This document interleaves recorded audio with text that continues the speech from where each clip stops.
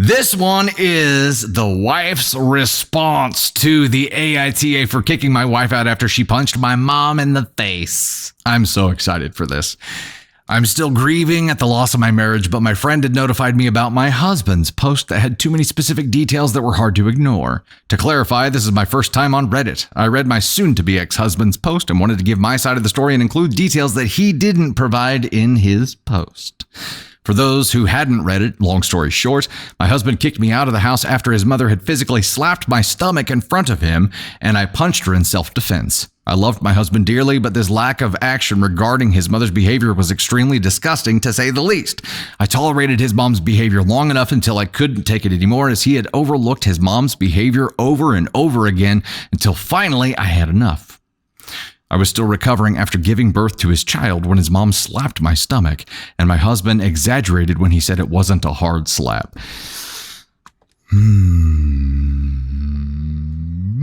Sorry, I got lost. The slap itself was hard enough to be heard by everyone in the room. I had lost it at this point when his mother slapped my stomach with a turd-eating smirk that wasn't visible from my husband's point of view. At least that's what my husband claimed. I had a mental breakdown when my husband told me to leave after kicking everyone out of the house. You should have seen his face when he told me to get out, with a straight face and without hesitation. Our baby was crying at this point before I left, and I couldn't do anything but cry that night after I went to stay with my mother. His mother sent me a text mockingly saying, "I'm going to file charges against you for assault, you fat little whore. Now stay the out of our lives." You don't think this was intentional? Bro, come on, man. Come on.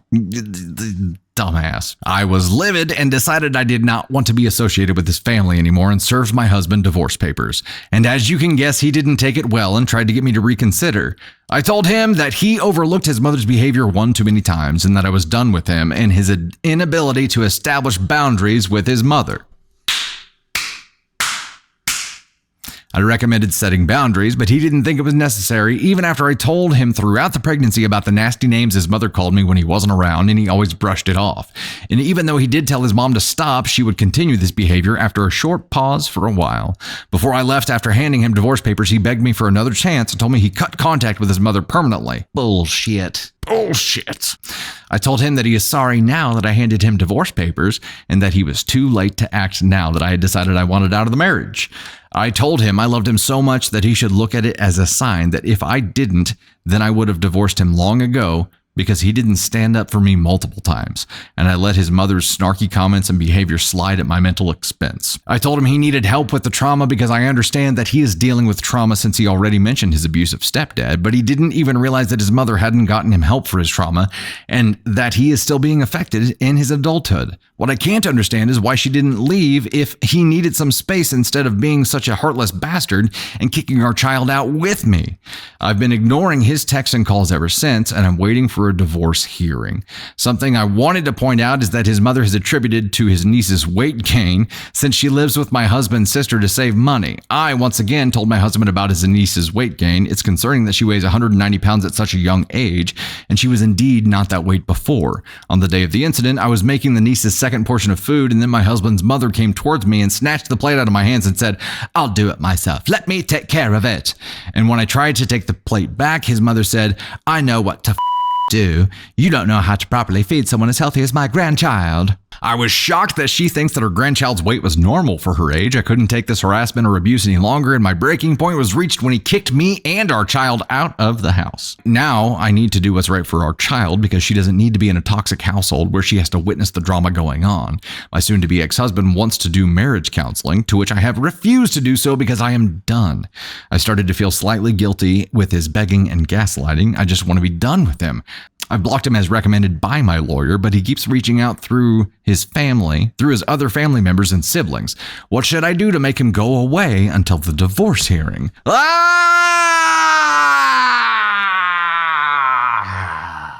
don't know that you can make him go away. You just ignore things. When you're doing the right thing, this is one of those situations that's a, if not for you, for your kid, mama bear up kind of thing. And a lot of people go through that where they'll put up with a whole bunch of bullshit, but as soon as their kid is involved, they are like, I'm out. I am out.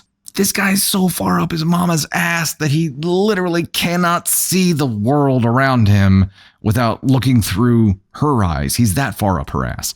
He's completely manipulated here. For him to completely change his tune once divorce papers are served and say, oh, I'll go no contact with her. The you will.